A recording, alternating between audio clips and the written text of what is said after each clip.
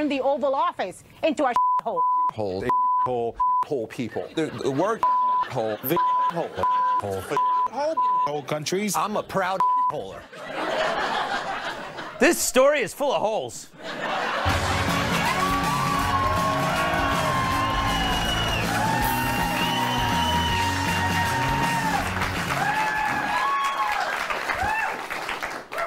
So here I thought this would be the big story of the week. Check out this sexy kangaroo. Look at him. It's a big problem. He's apparently blocking people from a restroom in an Australian national park. Look at him. That is a sexy kangaroo. He's like the Burt Reynolds of kangaroos. Seriously, that pouch must be made of mirrors because I can see myself in it. But then I also thought that this would be the story of the week, too. Sunday, get ready to be frenemy. As the creators of Man Scouts present the White House Rumble 2 Sloppy Seconds. It's President Trump versus the scruffy sea cow, the gray-skinned goblin, the triple-shirted nightmare, Steve Bannon. It's an all-out war in the Oval between 45 and the totally disheveled, totally unshaven former chief strategist. It'll be messier than your teenager's bedroom. And the first 100 viewers receive a free temporary job at the White House. So get your act together before the globalists get their grubby hands on this one. It's the White House Rumble 2 Sloppy Seconds.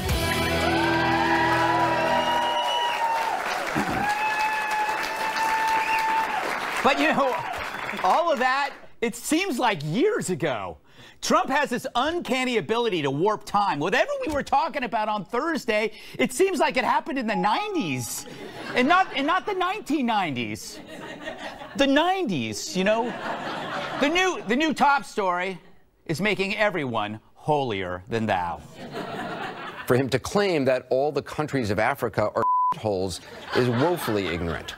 Whole country. Whole countries. So-called whole countries. Hole. Considered a hole. It's like they never swore in their lives, and it's all coming out now. I hope Trump introduces a new vulgarity every week just so they can repeat it over and over again. All right. They're applauding that. But it's not like they've ever used that word or intent. If you're in the New York media and you're outraged by that word, you are a hypocrite because you use that word all the time, mainly to describe any gym that doesn't have a juice bar, or a pub that doesn't serve craft beer, or any place that's beneath your standards of comfort and luxury. Now, Trump denies he worded it this way, but come on.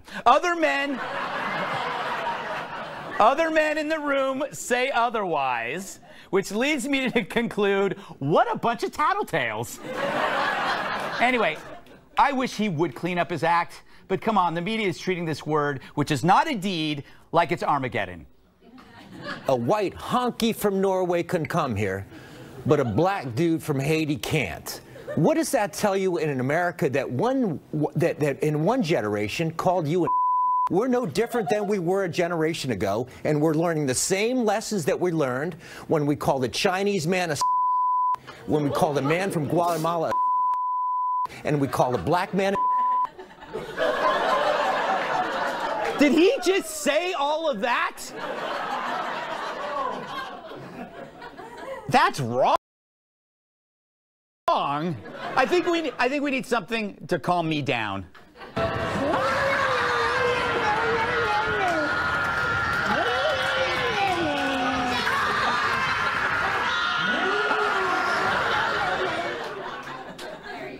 Now, I get it. Trump's rhetoric makes him a heavy lift. You know what he is? He's that 2-hour drive for 30 minutes at the beach. But when the media turns this into this collective dewy-eyed drama queen, I start to think the drive, it's worth it. Fact is, we have a president who talks like this, and this isn't even the worst thing he said. But I look at it this way. Who would you rather have operate on your kid? A great doctor who's an Or an incompetent guy who's a charmer. We know what we got. But here's the thing, as long as Trump's actions are good, we'll probably live with a not-so-good rhetoric. But if things start turning south, then who knows? But so far, so good. Remember this. We want to see something happen with DACA. It's been spoken of for years. Fact is, our country was such a mess, nobody even knows what the numbers are. But we'll know what the numbers are. But above all else, any bill we pass must improve jobs, wages, and security for American citizens. The people who elected us, all of us, the people that elected us, we have to take care of them. Now, Trump did so good that he even drew praise from Trump. My performance, some of them called it a performance, I consider it work. But got great reviews by everybody other than 2 networks who were phenomenal for about 2 hours. He just graded his own paper and gave himself an A. No, an A's probably not high enough. An AAA. And for CNN, it wasn't just a meeting, it was a gosh darn sausage party.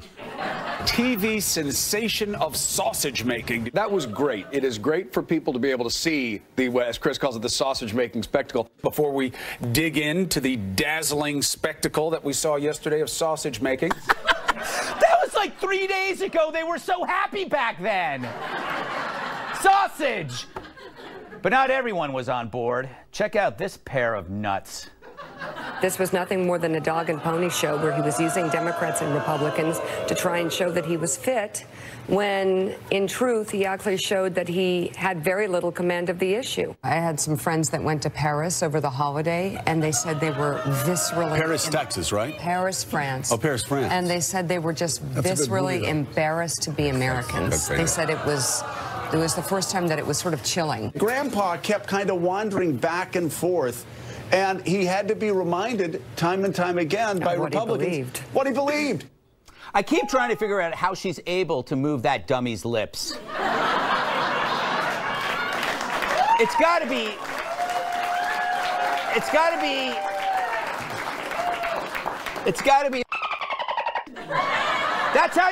That's how you work a dummy. Anyway, no matter what Trump does, they're gonna gripe, but he doesn't help himself with his rhetoric. Still, America rolls along content as baby leopards. Small business optimism is at an all-time high. Yeah, that works. The economy is chugging along. Companies are giving bonuses, benefits, and wage increases to their employees. He's coerced North Korea to the table. Iran is bubbling with a secular revolution. All of these things have majority approval across the parties, which kind of strikes me as centrist. So what exactly has Trump done that's pushing us down this slippery slope to a fascist dystopia? Not much, except for crude words. And yeah, he's blunt to the point of ugliness. But I'm sorry, I don't see Joe and Mika taking spa vacations in the Sudan. At least Trump admits that he doesn't. So take a tip from this sexy kangaroo. Sit back, relax, calm down. Nothing's more attractive than an unflappable marsupial.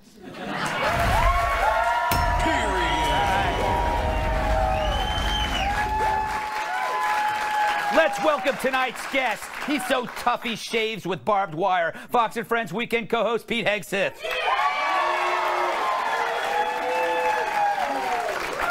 My iPhone's autocorrect says she's ducking hilarious. Writer and comedian Allie Breen.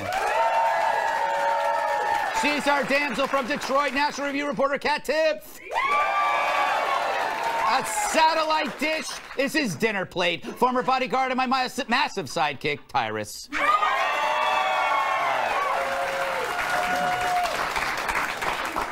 So, Pete, quite a week, huh?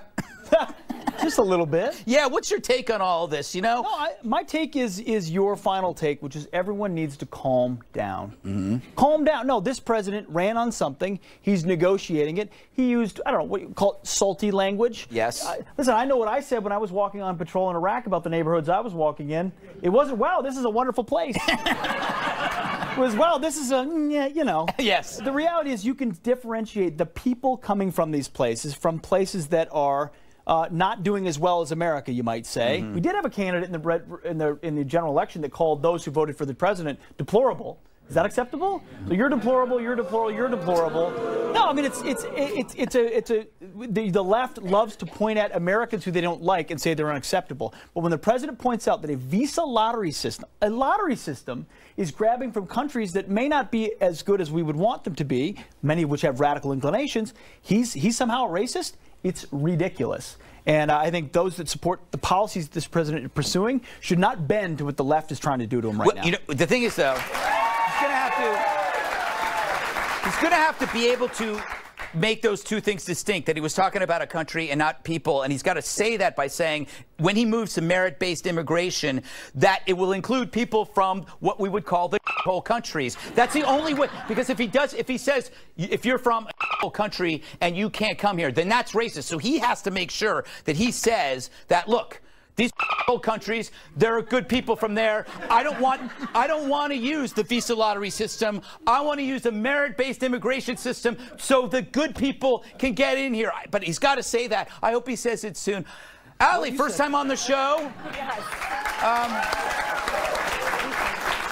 Talk about whatever you want. What do you think? What do you make of this latest controversy? I'm surprised people are so up in arms. We're so used to this locker room talk. That's what got him elected. Yes. Yeah. We love hearing this from him. And I like, too, that people are so obsessed with the rhetoric.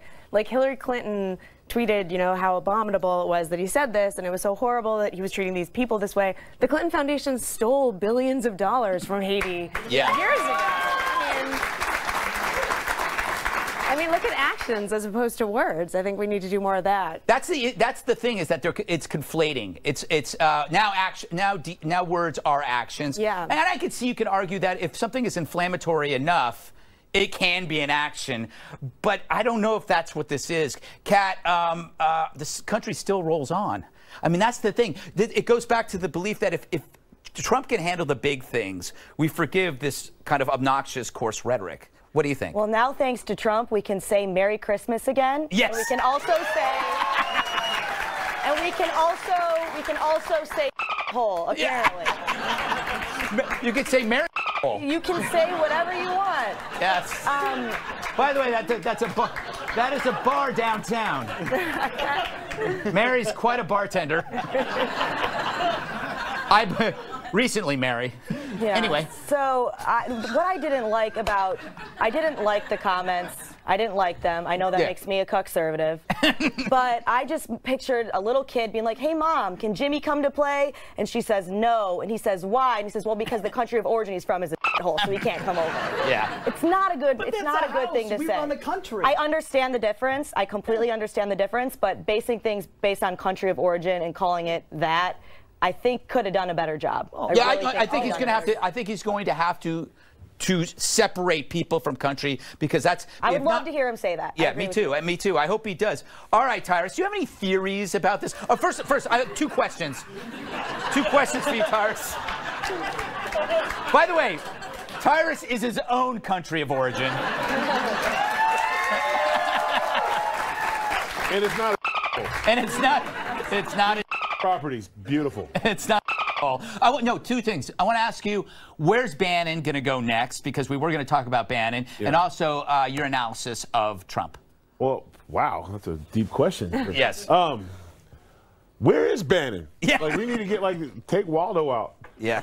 We were expecting this big fight. It was over in one round. I know. He learned real quick that it was Trump's world, not Bannon's. He lost everything in a half hour. Yes.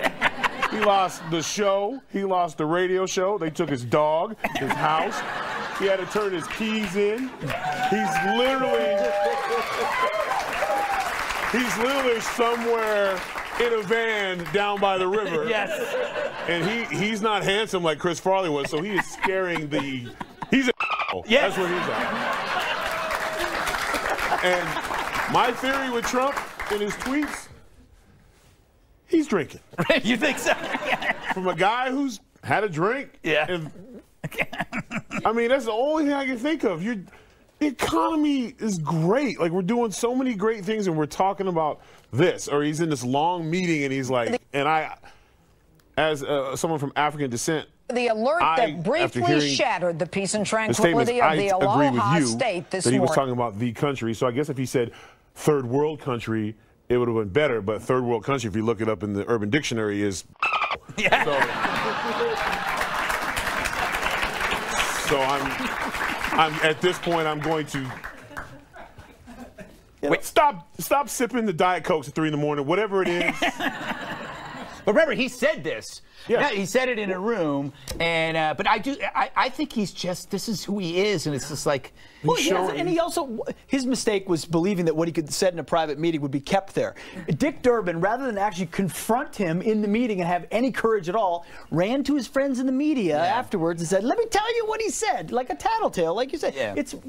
He's not used to that. That's not how his world operates, but that's how the D.C. swamp of small men operates. Yeah. And from what I understand, Senator Graham handled it. Yeah. So what Graham did was like, whoa, hey. Senator Graham actually went and talked to him afterwards, which is like what you normally do in reality world, but not in this case. I think we learned a lot this week, which we'll soon forget by Monday, because we'll be drinking a lot, and Trump will do something else. Coming up, a story so hot it'll leave burn marks on your brain. No more personal, according to a memo issued by Chief of Staff John Kelly, personal cell phones will be banned within the West Wing of the White House. The ban intends to protect classified information and to keep staffers from using personal phones for official business, something that historically has caused problems for some people. She always gets applause wherever she goes. But the very clever media is suspicious of the timing and asked Sarah Sanders if that Michael Wolff book had anything to do with John Kelly's new edict. Go ahead. Is the cell phone ban a response to the revelations in this book? Absolutely not. That's a ridiculous characterization.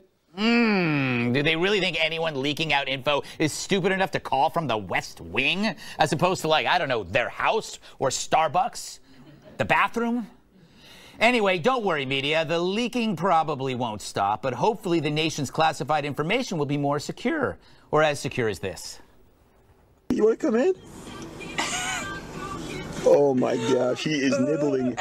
Oh my god, lock the door, lock the door. That was awesome. We couldn't show you the second part of that. It was disgusting, but kind of erotic, I must say. Allie, do you think this is a good idea? Is it going to work? I don't think it'll work. I think it's probably a reasonable idea. I mean, I went to a Kevin Hart show. They took my cell phone at that. So I don't think it is unreasonable to think that you shouldn't have your personal device on you. And everything has a camera or recorder now. Yes. By the way, you can get a piece of fruit that has a camera in it at this point. So I don't think you're going to stop the leaks. Is that so you can spy on people eating fruit? That's very strange. Or why is this piece of fruit in the shower? There's a piece of fruit by the toilets. What's that doing there? I don't know. What, Kat, this would ruin your life, wouldn't it? If they forced you to took your phone, you'd die right there. My phone is my best friend. Oh, they say. I do it at my house, though. I make people leave their phones at the door. What? I invite people over to pay attention to me. Oh, I see. I see. Yeah. It's called validation, Greg. Yes, that's true. It's kind of like your little pet. Yes. Anyway, Tyrus. Yo. Remember when we didn't have this problem, when we didn't have cell phones? Yeah, you know what? I think it's the greatest idea I've ever heard. Yeah. I love it. You're working for one of the greatest, highest, most important jobs in the world, maybe not have your phone. You know, so I think Kelly did a great job by saying not have phones. And if I was working there, it's a tremendous excuse for me not to be bothered. Sorry, I got to turn my phone in for the next 12 hours, so you can't bother me. I mean, I can't wait till I'm retired because I'm going to have a rotary phone. So if you don't catch my ass between 10 in the morning or 5 in the afternoon, you ain't catching me. So what you're saying is this is really good for married men. Yeah, it's good for anybody who doesn't want to be on the phone. Go, what are you doing? Working. What are you working on? Stuff. Why aren't you? So are you thinking about me? Yes.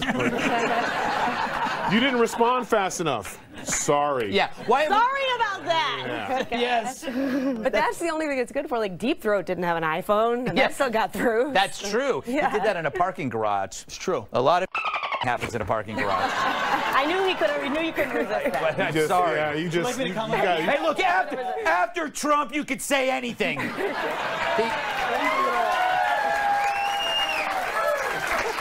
And by the way, it could mean a number of different things, Pete. Anything. Decode that. Yes. He is not just John Kelly. He is General John Kelly in the military. We have something called operational security, otherwise known as OPSEC. You're not allowed to bring devices into sensitive areas. I don't know. Last time I checked, the West Wing is one of them, where they discuss the most classified and secret information our country holds. This should have been probably in since day one. Yeah. And when he came on board, I guarantee you this is not a response to the book.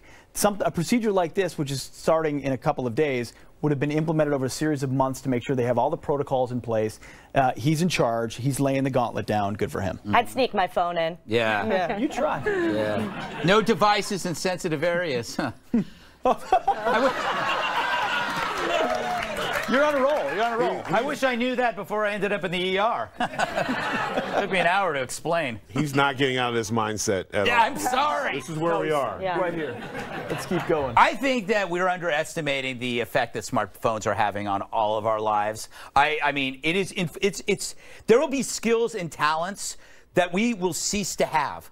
Like actually thinking about things when we could just search for things. We're not going to be thinking. We're not going to be doing much of anything. You won't try to figure out how to get from A to B when you have Waze or. Does that mean when I'm telling my kid not to play video games, I'm doing them a disservice? No, make them play video games because then they're off the street away from me. Okay. But the best thing in the world is if you didn't talk on your phone all day, you might actually have a real conversation when you got home. Just saying. I'm against that. Up next, should you care if the government renewed a domestic surveillance program? Well, as long as they ignore my search history, I'm not worried. Where are my notes? Captain, you do know Chief Yellow Hawk. The Army wants to be certain that the chief... Highways seeking shelter. One desperate family even placing a girl in a manhole. State officials say it's all due to human error. The wrong button was pushed at the end of a shift change. Chelsea Manning is preparing for a Senate run in Maryland. The whistleblower and transgender activist has filed election paperwork. She's set to challenge fellow Democrat Senator Ben Cardin. Manning was convicted of leaking classified Army documents to WikiLeaks. After serving 7 years, former President Obama commuted her sentence. I'm Alicia Cunha. Now back to the Greg Gutfeld Show.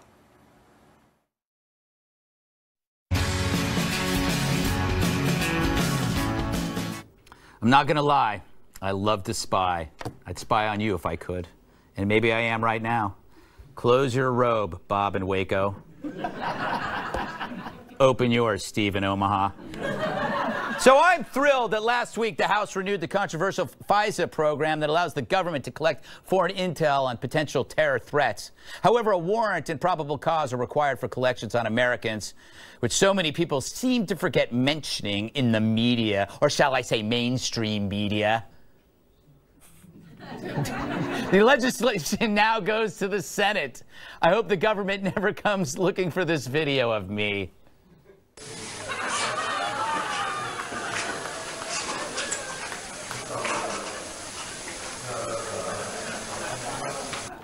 I was in such better shape back then. It was low carbs, high protein. Anyway, back on the bread.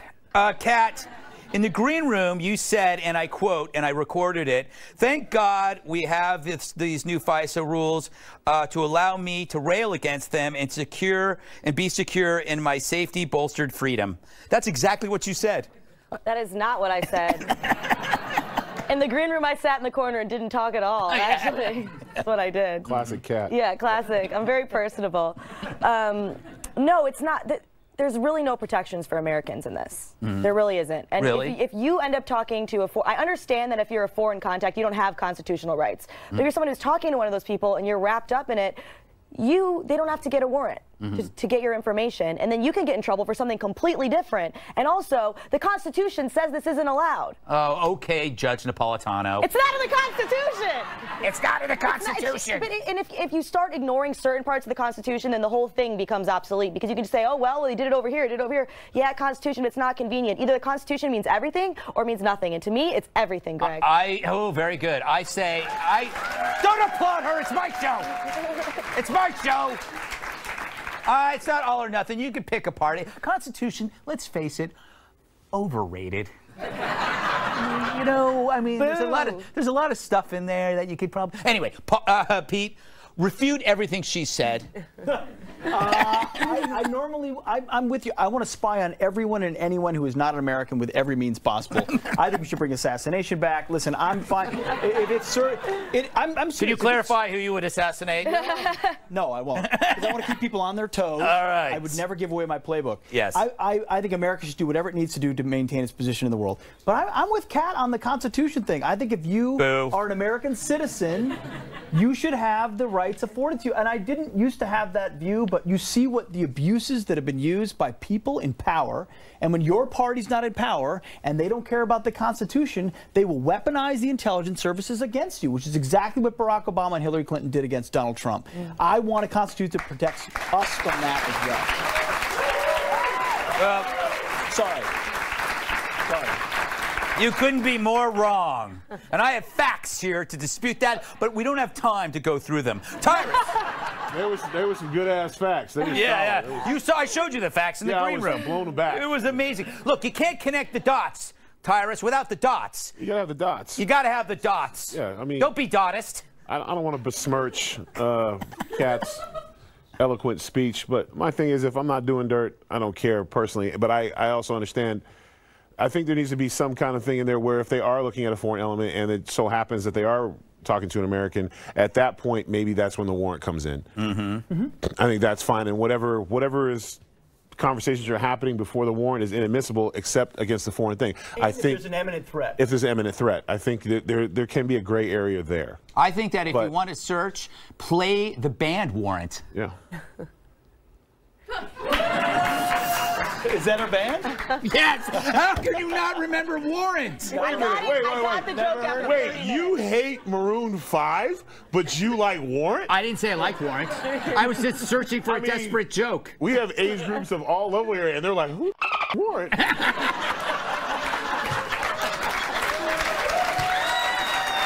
had one song, Cherry Pie. Right? They had one song, Cherry Pie. That was it. And it wasn't even very good. Do they? Allie, save me from myself. I'm with Kat on this one.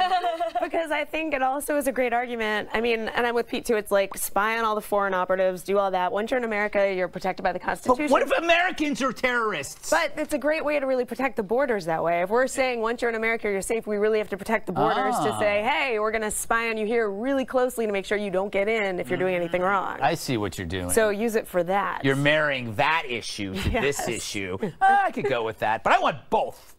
I want to spy on everybody and also have a strong border because I'm a weirdo. All right. They agree. Coming up, Uncle Sam wants you to put down the funnel cake. Why the Army is having a hard time finding fit recruits. That's next. According to a new study, Army recruits from the South are less fit than from other parts of the country, making them more likely to get injured. And that's a problem because the Army draws a high percentage of soldiers from recruits from 11 states, from Georgia to Texas. And each lost recruit costs the government thousands of dollars.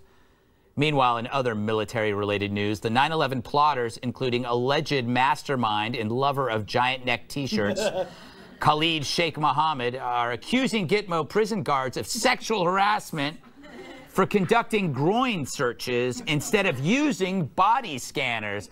I believe we have a response for Khalid Sheikh.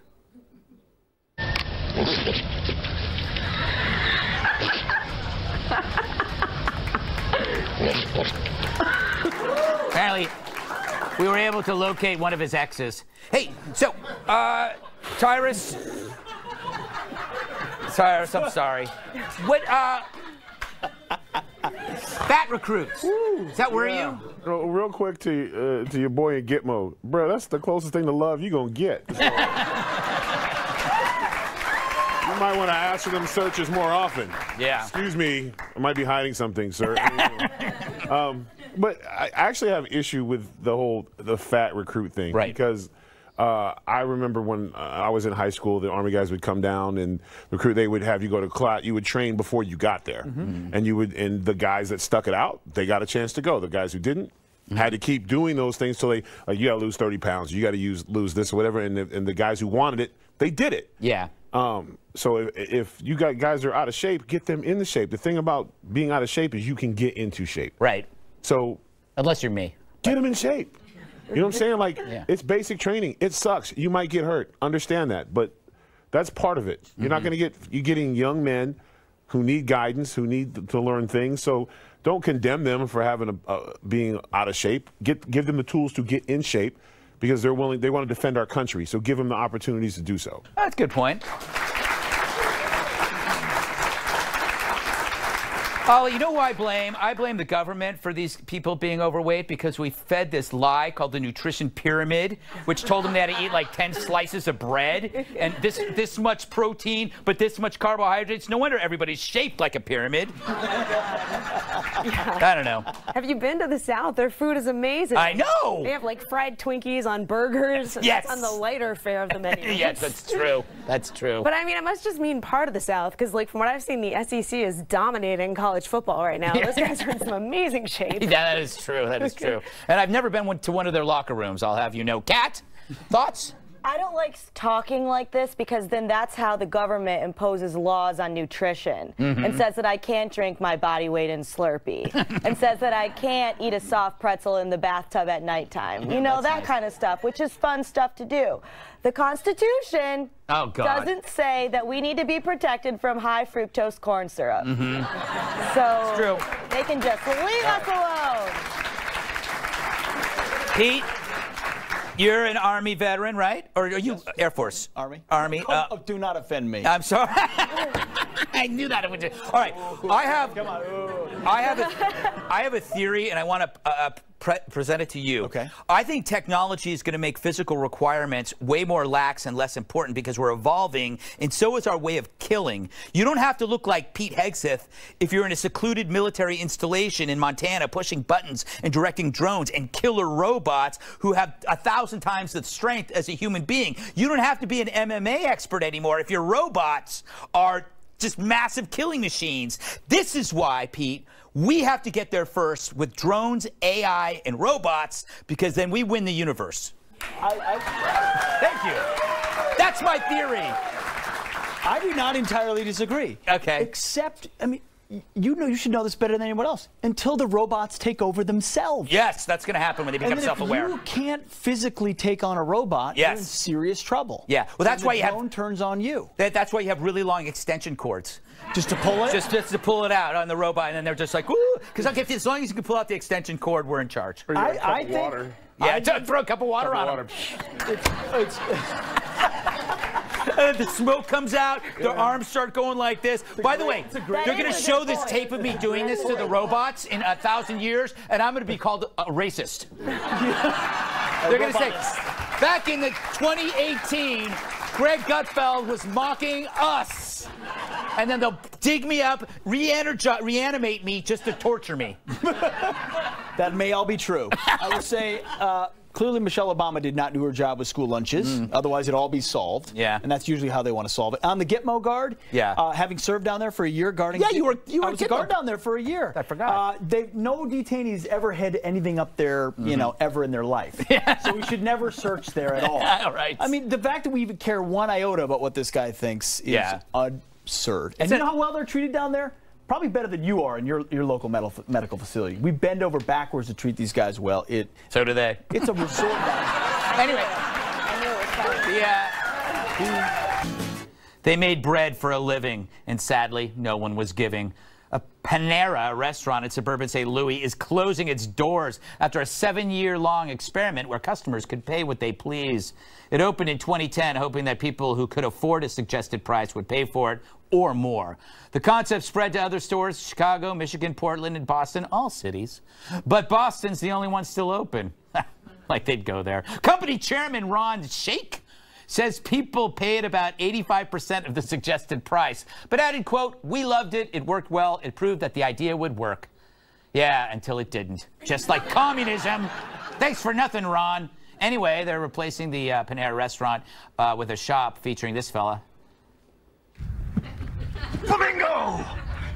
Yeah!